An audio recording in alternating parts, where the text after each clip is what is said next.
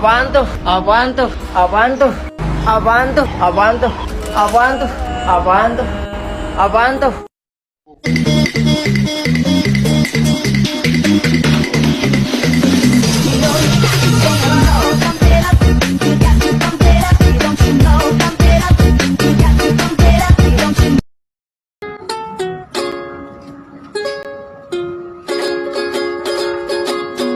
Mulia indah cantik berseri, kulit putih bersih merah. Gedor, astagfirullahaladzim, kamu ini berdosa banget.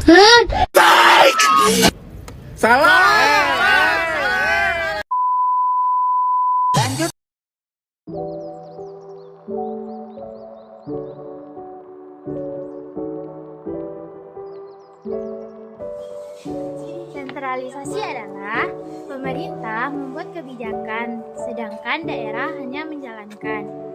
Nah, desentralisasi yaitu pemerintah memberikan wewenangan kepada daerah dan daerah tersebut bisa membuat kebijakan sendiri. Pertama, kelebihan sentralisasi adalah hemat dalam penggunaan anggaran. Dua, pemerintah pusat secara langsung dapat mengurusi semua persoalan sampai level daerah.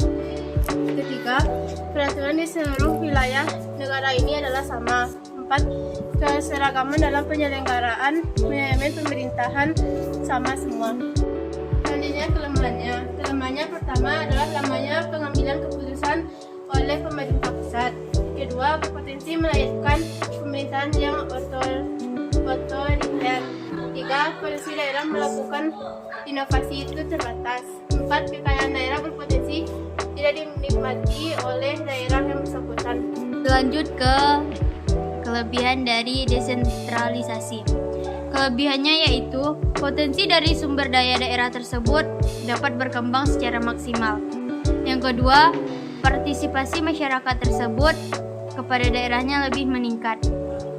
Yang ketiga, peraturan di daerah tersebut memiliki ciri khas kearifan lokal di daerahnya. Yang keempat, pemerintah daerah bisa lebih mandiri mengambil keputusan.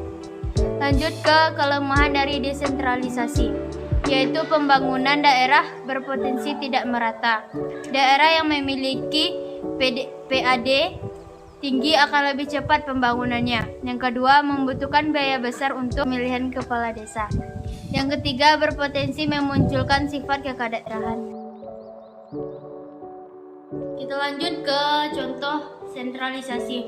Contohnya yaitu misalnya ada suatu daerah yang ingin melakukan pembangunan dan dia harus meminta izin kepada pemerintah pusat.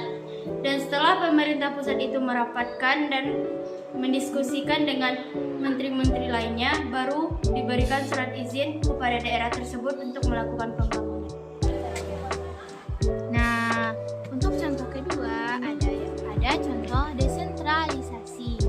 Nah, contohnya yaitu ada suatu daerah ingin membangun tempat wisata karena daerah tersebut mempunyai potensi sumber daya alam yang melimpah. Misalnya berupa pantai. Nah, masyarakat tersebut ingin mengembangkannya dengan membuka tempat wisata di pantai tersebut. Nah, jika desentralisasi, masyarakat tidak perlu melakukan pengajuan kepada pemerintah. Masyarakat dapat bisa membangun wisata tersebut karena pemerintah telah memberi wewenangan kepada daerah tersebut. Mau dihias, mau dijadikan tempat wisata, terserah kepada daerah tersebut karena pemerintah pusat telah memberikan wewenang kepada daerah tersebut. Nah, sekian yang bagus antara sentralisasi dan desentralisasi ya.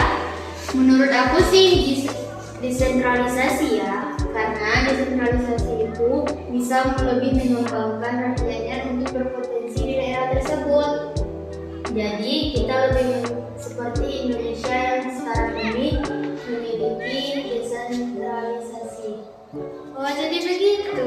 Kalau menurut pendapat aku juga bagus desentralisasi karena daerah yang memiliki potensi akan lebih berkembang karena tidak terpaku dengan aturan pemerintah.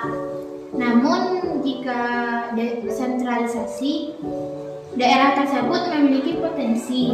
Namun jika pemerintah itu tidak memberikan izin, daerah tersebut juga akan rugi. Maka lebih bagus desentralisasi. Menurut kamu, Kalila? Aku nih setuju dengan si Adi.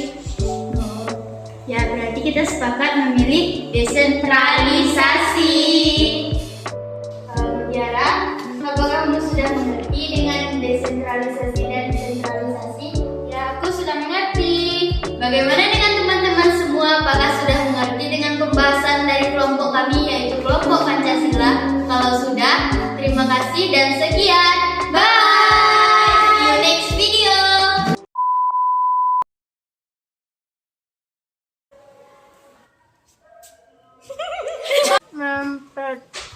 Dapat mengurus